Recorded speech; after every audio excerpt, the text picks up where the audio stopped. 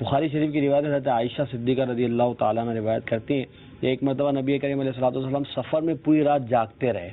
پھر جب مدینہ منورہ زادہ اللہ شرفا و تعظیمہ جلوہ افروز ہوئے تو فرمایا لیت رجلا من اصحابی صالحا یحرسونی لیلا، کاش کہ ایسا کوئی نیک آدمی میرے اصحاب میں سے ہوتا جو آج رات میری حفاظت کرتا، میرے لیے حفاظت انتظام کرتا. ابھی یہ فرما کر آپ اپنے کاشان اقدس میں جلوہ فرماتے ہیں کہ رات میں کسی کے آنے جانے کی آواز آئی اور سامان اٹھانے کی، ہتھیار وغیرہ کی آواز آئی.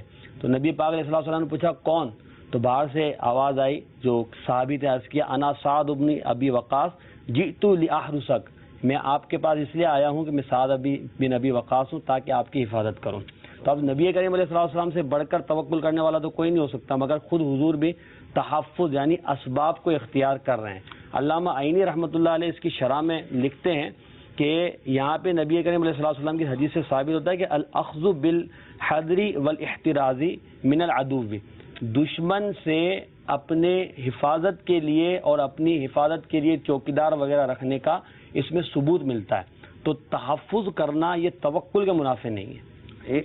لیکن یہ نا اسطوانۃ الحرف، یہ مسجد نبوی شریف رائز الجنہ میں اب اللہ میں زیارت نصیب کرے، وہاں ایک واقعہ جو ستون ہے، ستون مبارک ہے، اسطوانۃ الحرف اسے کہتے ہیں، حرف حارث سے ہے یعنی کہ محفظ، کیا وہاں پر پہرا دیا کرتا ہے. لیکن اس میں وہ لوگ بڑی غور کریں کہ جو کوئی تحفظ کسی کو دیا جا رہا ہو نا تو اس پر کھائی نہ کھائی مطلب کہ تنقید کرتے ہیں، بدگمانی کرتے ہیں، توکل کے منافی سمجھتے ہیں. ہاں کہ ان کو اللہ پر بھروسہ کرنا چاہیے. بالکل اللہ پر بھروسہ کرنا چاہیے، مگر جو بھی اللہ پر بھروسہ کرنے کی اس وقت بات کر رہا ہے کسی کی سیکیورٹی کو یا کسی کے حفاظتی امور کو یا کسی کی حفاظتی تدابیر کو دے کر، میرا اس سے سوال ضرور ہے کہ جب آپ گاڑی کھڑی کر کے اوپر جائیں نا تو پلیز لاک کر کے مت جائیے گا.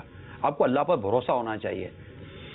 ہاں بالکل لاک کر کے مت جائے گا، بلکہ آپ لاک کرتے ہو ٹو بجتی ہے اور پھر اس کا ہینڈل چیک کرتے ہو کہ لوک ہوا بھی ہے کہ نہیں ہوا، چاروں دروازے چیک کرتے. پھر وہ اسٹیئرنگ کے اندر ایک روڈ لگا کر اس کو بریک کے اندر لگا کر اس کا روڈ کس کے ہیں آپ کہ یہ مطلب یہ کر تو نہیں لے گا. تو آپ کو کوئی آ کے بولے گا کہ یار آپ اللہ پر بھروسہ کرو، تو بھائی اللہ پر بھروسہ کرے لیکن ایک تدبیر بھی تو کوئی شے ہے.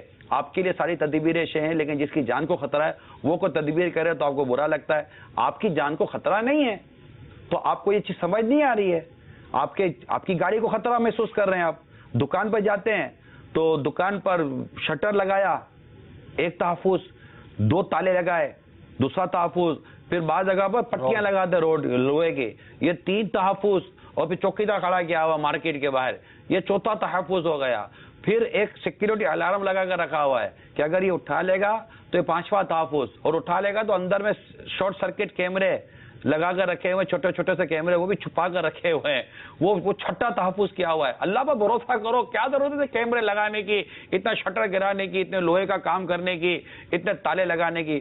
گھر سے باہر نکلتے ہیں تو ایک تالا، دو تالے، پھر نیچے جاؤ تو گیٹ پر چوتھا تالا. تو یہ سارے تالے لگاتے ہیں، پھر وہ پورا وہ سیکیورٹی کا لگاتے ہیں تو اپنی کالونیوں پر بند کر دیتے ہیں، بیریئر لگا دیتے ہیں، سیکیورٹی کمپنیوں کو ہائر کر لیتے ہیں. یہ سب سیکیورٹی. اچھا جو لاکھوں کروڑ روپے جو گاڑیوں میں ٹرن اوور کرتے ہیں، کیا ہے یہ سب تحفظ ہی تو ہے. وہ پیسہ کیونکہ آپ کو پتا ہے کہ یار کوئی آئے گا پیسہ لوٹ کے چلا جائے گا، آپ نے پیسوں کو سیکیور کیا. کوئی آئے گا آپ کی جان لے کر چلا جائے گا تو آپ جان کو سیکیور کریں گے. جس کی جان کو ہے وہ تو یہ جو سیکیورٹی ہے نا، حفاظتی امور، حفاظتی تدابیر، یہ توکل کے منافی نہیں ہے. یہ ایمان کامل ہونا چاہیے کہ یہ میرے اسباب ہیں، یہ ایک سبب ہے، لیکن ان کے ہوتے ہوئے بھی جب بھی میری جان جانی ہے چلی جائے گی. مطلب یہ ایسا نہیں کہ ان کے ہوتے ہوئے اب اللہ ہی بچانے والا ہے، لیکن یہ اسباب ہیں اور اس کا کوئی بھی انکار نہیں کرے گا.